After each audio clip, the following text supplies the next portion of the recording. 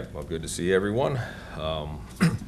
Let's just go through a team update to begin with. Offensively, I'm not sure if everyone was aware of this, but at left tackle against Youngstown, we did start Victor Craven in place of Clayton Melville.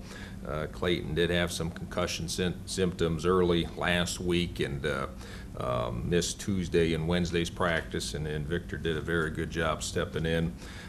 So we'll reevaluate where everything is at there, but Victor definitely did a good job on the O-line for us. Other than that, offensively, Steven Struther did have a bruise. Was feeling good today. I'm not going to comment as far as what his status is.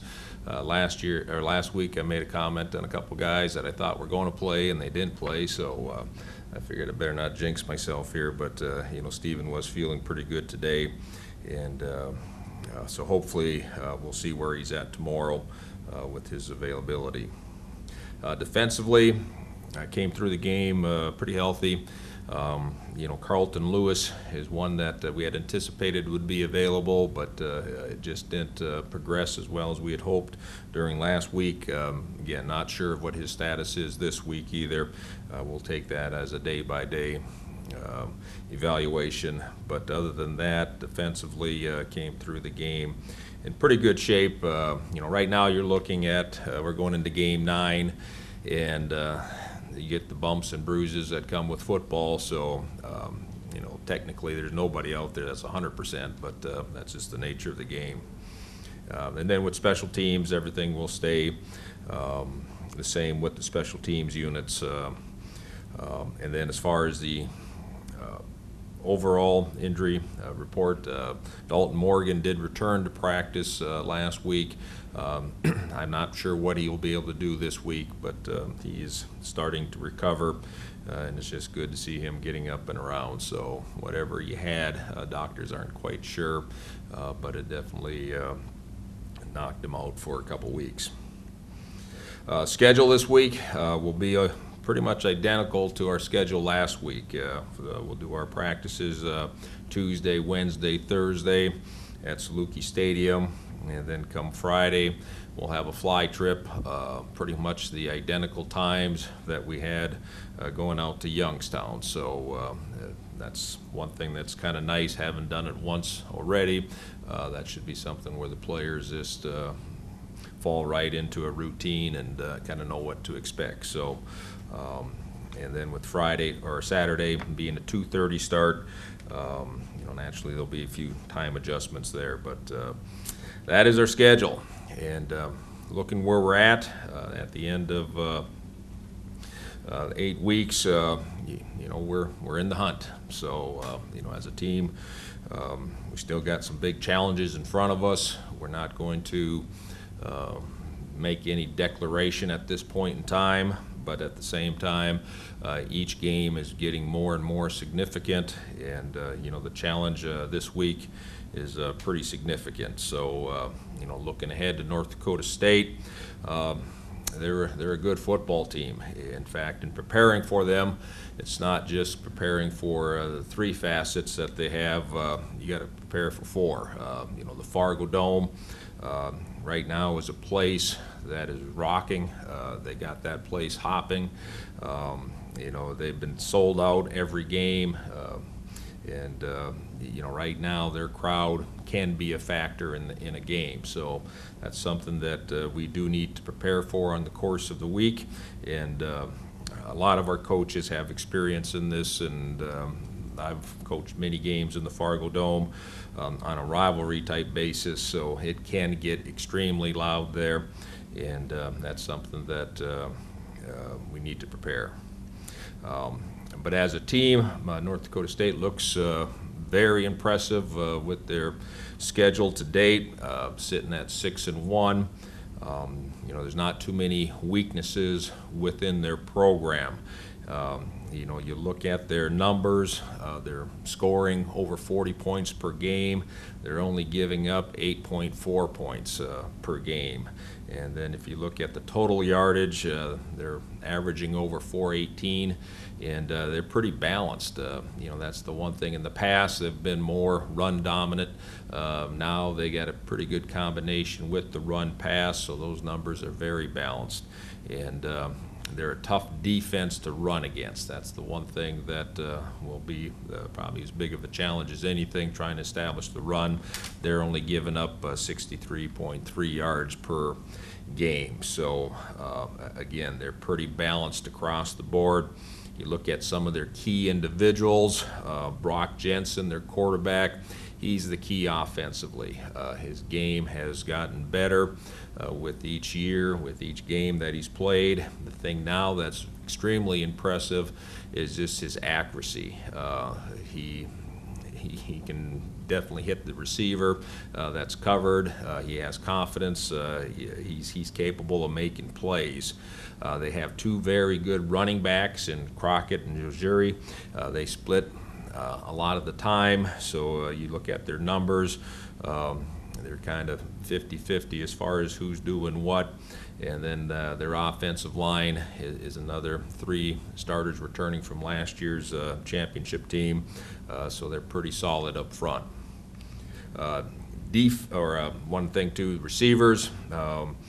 Zach Vraw, not sure what his status will be. I know he's coming off of a shoulder injury, and but they do have some other talented receivers. Ryan Smith, number 4, he's pretty good, just a very fast, also return guy that puts up good numbers, but he hurt us on a deep pass last year off of their flea flicker. And then number 3, Trevor Gebhardt, is another quality receiver that really had a good game last week against the University of South Dakota.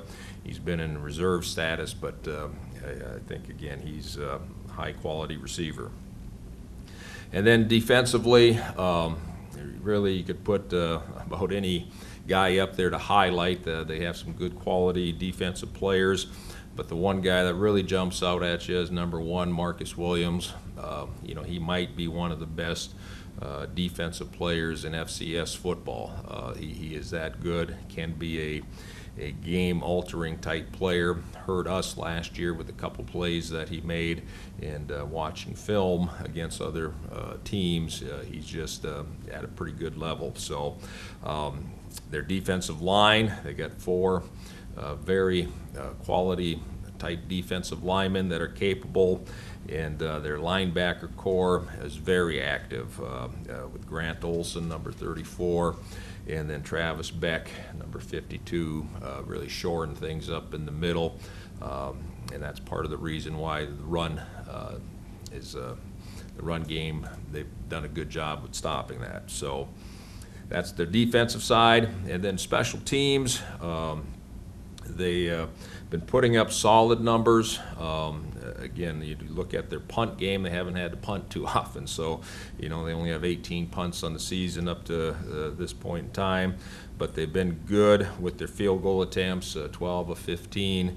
They have missed a couple PAT, but their kicking game overall is very solid. And I think the one thing that's impressive is their return game, their punt return game. Number 4, Ryan Smith, again, is averaging 19.6 yards of return. And so he is a guy that can be a game breaker. Had a very big game against Youngstown, which kind of blew the score open a couple weeks ago. So we need to be very good with our coverage responsibilities. So that's a little bit about North Dakota State. Open it up for questions. Last year, Struthers was a big part of your return game. And, of course, the new rule kind of cut down on that a little bit. But I noticed last week, Coloco got all 4 returns. Is there any way that you could just put the receivers together so Struthers could go to either side to catch it, instead of they're going to be kicking to the side that isn't him, is what I'm trying to say. Is there some way you can maneuver that where he gets more returns? Oh yeah, you can easily do that. And at the same time, it's an option that we do have available. We just haven't done it. Okay. Coach, their defense obviously speaks for itself. Yours speaks for itself. Do you expect this to be a defensive battle? Well, again, how games progress, you just don't know. And, I think, their defense is going to present a lot of challenges for us offensively, and that'll be the biggest challenge is just keeping our offense out there on the field and not relying as heavy on our defense as we have in some of the games. So, I think for us to be successful, that's where you need all the facets ready to step up. Their third and fourth down conversion rates are really high. What has made them so effective in the red zone this year? Well, I think your first down, anytime you got high third down conversion rates, they're having success on first down. And I think, too, you look at Jensen and his completion percentage. He's about 64% on his completion percentage, so he's having good success throwing the football. So you can't just work on defending the run on first down. You got to be able to defend the entire package. And when you have a quarterback that's capable of hurting you in a couple different ways, that's where that first down success has been, allowing them to have good success with their third down conversions. How have other teams tried to attack Jensen defensively? Well, a lot of teams have had different approaches and not had much success. I mean, when you're averaging over, 40 points per game, that's pretty good. You just got to be able to play sound defense. There's no magic formula here. It's you got to be able to defend the run. I mean, they still want to run the ball at you first, and then at the same time, you got to be sound in your coverage responsibilities. And when they do catch it, you got to come up and make the tackle. It's just base football. That's what Indiana State did a very good job. In fact, NDSU had success moving the ball up and down the field. They just couldn't punch it into the end zone until the very end. So, you just got to make plays defensively. You mentioned Jensen doesn't turn the ball over a lot, but Indiana State did. They were able to pick him off 3 times in that game. What was it about their game plan defensively that was so successful? Again, I don't know if it's necessarily just the game plan. The one interception was miscommunication between him and a receiver, and he threw where he thought the receiver was going. It was just a breakdown, I think, more offensively. The other interception came off of a tip ball that went off the receiver's hands. It was catchable and into the defensive back's hands and took it in for a touchdown. So, and he only has 3 picks on the season. So, I mean, you're looking at a quarterback that had a bad, I don't even want to say a bad game, he just had some misfortune. The third interception they had, they were in hurry up. They were trying to drive the ball down the field, and I think that's always the key to beating anybody. You get a lead, and then you force them into a mode that they're not used to. Then you give yourself a chance to win the game. You've had good luck forcing turnovers on teams that haven't turned it over, this year. What makes you think you may have success this weekend? Well, again, you got to have some type of control of the tempo of the game. When offenses are doing what they want to do against you, you're not going to force turnovers.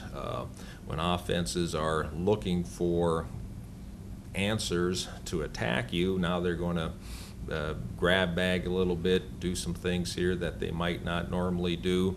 And when you get an offense doing that, you are making them more susceptible to turnovers, and therefore, that's why I think you see the turnovers occur when they do. If you look at our game against Illinois State and Youngstown, I mean, that was what we were able to accomplish, and it's usually when they're trying to play catch-up ball.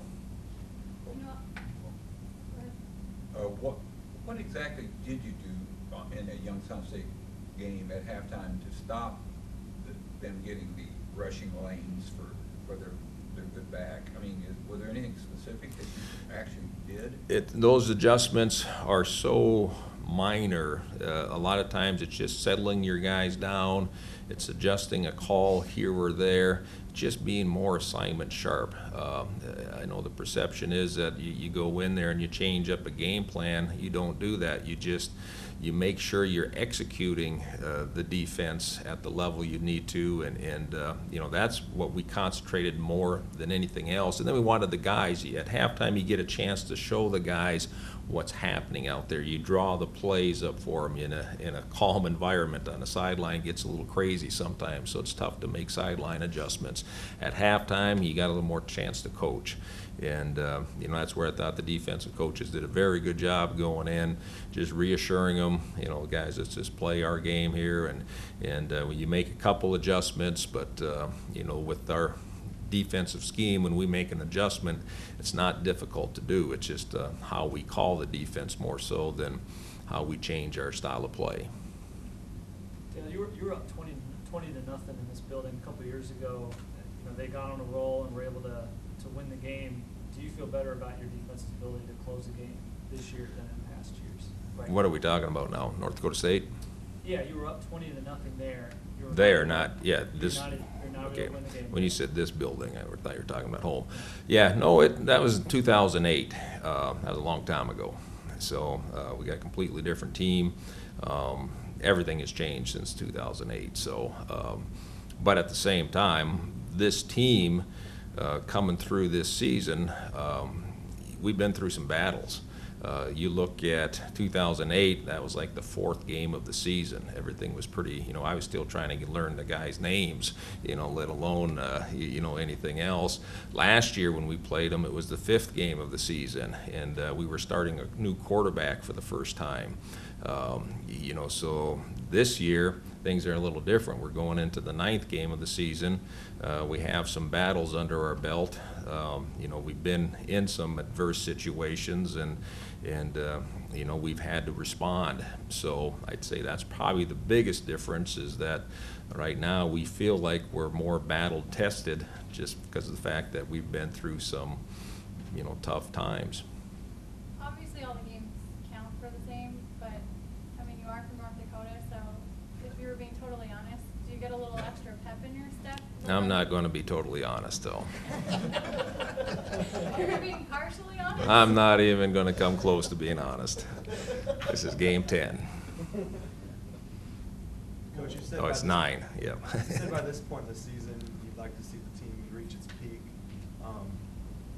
What areas of the team do you think could still improve to reach the peak? Well, you know, offensively, it's each week I think we're getting better. You know, and that was the point made to the team on Sunday against Youngstown. There's just a couple plays that were just inches away from making that could have, you know, really made a significant difference in that game, and you know, so those opportunities are still there. They're presenting themselves. Our guys are making plays. I mean, that's the thing now that I like to see too, is the fact that we're doing things to take control of a football game, and you know, that's very positive.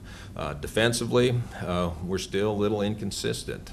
I mean, there's times where, yeah, we play great defense, but there's also times when we lose our focus, and we need to be able to recognize what we're seeing out there, and you know, making sure that our communication is always sound, and everyone's hearing the same thing. So you know, it's a constant process. Each game is different, so when you go into a new week to prepare, what you have done the previous week, a lot of times you're starting from square one again, because you have to, you know, get ready to attack a completely different team. So, you know, all those factors kind of go into it, but we've been through 8 games. You know, that transition from week to week now is becoming easier. We're in a routine. You know, I remember a question you had, Todd, at the beginning of the year about the bye week. As it's turning out, I'm kind of glad we haven't had a bye week up to this point in time. So, you know, that's, you know, all those things kind of go into your state of mind as you prepare. Are you at least looking forward to this game? I look forward to every game. What are you digging for now, Kelly? Will you have family? Will you have family there? Yeah, I'll have family there. I had family in Youngstown come to the game too, so. More family than usual? More family than usual. they've obviously dominated time of possession. North Dakota State has. How important will that be in this game, keeping their offense off the field as much as possible? Well, I think it's as much keeping our defense off the field too. So, the time of possession could be an indicator of how the game is going. That stat in today's game is becoming less and less important.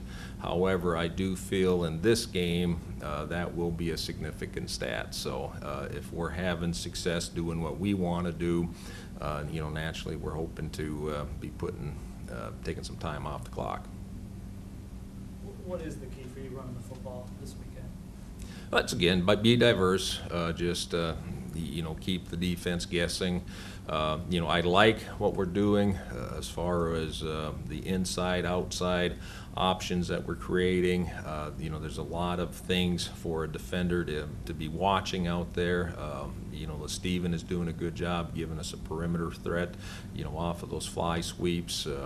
Mikael hasn't been healthy 100%. I hope that he can, get to that point here coming up this week, and we can get that north-south attack going, and Corey using his feet. All those factors can make you more efficient running the football. If Steve doesn't end up being available for the game, how much would that change your game plan rushing? Well, it wouldn't completely, just because you got Muku, who's very, very capable, and and then with Mikael, like I said, I'm hoping that he'll be as close to 100% as he's been since early in the season. And then, another guy that is a running back by trade is Stephen McKinney. He came here as a recruited running back, and we converted him to receiver. So he does take reps at the running back spot during the course of the week. So he's kind of the emergency guy if we ever got down to that point. Was Jensen running so much last week? Were those planned runs, or were those just scrambles that he just got away and scored? Brock Jensen had 2 rushing touchdowns last week Against South Dakota? Yeah. That game probably got out of control early, and those were draws. Those were planned draws. They were, I think, inside the 12-yard line both times, and they were pretty. It was a good call. It was a clear lane to the end zone, and so they got South Dakota kind of reeling, and they took advantage of it. But you do have to prepare for that, for him being a running threat. Oh, no doubt. Every quarterback you have to prepare as a running threat. And every week, I don't think that's his first love is running the football, but oh yeah, he's a tough kid. That's the one thing. He won't back down from anybody. He's one that'll lower the shoulder and take on any linebacker. He's a competitor. Just watching him through that playoff run last year, he showed his toughness, and that's something that if they need to use him as a run threat, they will, and naturally we'll be preparing for him to run just like we did, last week, and just like we did the week before that with the quarterback. You're not a big rankings guy, but were you surprised at all that you guys didn't crack the top 25 this year? Wasn't even aware of it until Todd mentioned it, so I don't check that stuff. It doesn't matter. This week is what we got to do, and hopefully after this week, if we have some success, it would reflect in the polls. But so really, the polls doesn't mean a thing this week. It's as you get closer to the end of the season. Is it Coach Bull? Was he at North Dakota State when you were at North Dakota? Yep. And Bubba Swigert was your defensive? No, Bubba was at that time. Bubba was the head coach at Minnesota Duluth. Oh, so. Yep. So Coach Swigert left University of North Dakota after the '03 season, and then he was the head coach at Minnesota Duluth from '04 to '07. And then Coach Bull and we met one time when I was at the University of North Dakota. He was at North Dakota State, so we met one time in '03, which. Do you expect Clayton Mello to practice tomorrow, Dave? Oh, he practiced last week. He was available to play, so there's nothing wrong with him So it's the nice thing was Victor stepped up, really played well. So now we got a little more depth there. So you said he had a concussion? Symptoms. Symptoms? Oh, I thought he had a Had leg headaches. problem. Huh? I was thinking he had a leg problem, the way he was limping when he came off the field, but he got. No, hit. that wasn't, that was actually, that's why last week I'm here telling you, you Oh, know, you're that in he's practice. good to go, and all of a sudden Monday or Tuesday, Land shows up and he tells me that now Clayton's showing some concussion or symptoms, so that's why it's tough to give you an accurate medical, because it changes every day here, so. Multiple symptoms. Yes. Dale, how does playing in the Fargo Dome compare to playing in Cedar Falls? Their dome. Well, it's actually last year, you know, when both are full and loud, you know, it's very, very challenging. And, you know, and right now there's a craze going on about Bison football. You know, so the place will be 9,000 plus. They know when to make noise, and this is one where it's not just going to be on third down, it's going to be on first down, second down, third down. You know, so that really does put some pressure on your offense to make sure that you can still execute everything that you want to execute. So, because it is deafening, you cannot hear the person standing next to you. That's how loud it can get. In practice, will you be blaring music, doing silent cadences? What types of things? Right, you try to do as best you can with as much noise as you can, and you know, we'll crank it up as loud as we can without blowing the speakers, and but at the same time we got to get some coaching in, but you just want to prepare your guys the best you can for that environment. You scored in all three phases, I believe, last week for the second week in a row. Do you think this is the most balanced team you've had since you've been here? Well, we're finding ways to win. You know, I think that's the thing that's exciting, is that we aren't one-dimensional. You're also seeing that each week it's somebody different, you know, so that in itself is very encouraging. You know, it would be one thing if it was the same guy that was stepping up doing it every single week, but we're having multiple people step up, making plays here or there, so you never really know where that play is going to present itself until you're at it. So, you know, hopefully we can continue to do that. All right. Thank you. Coach.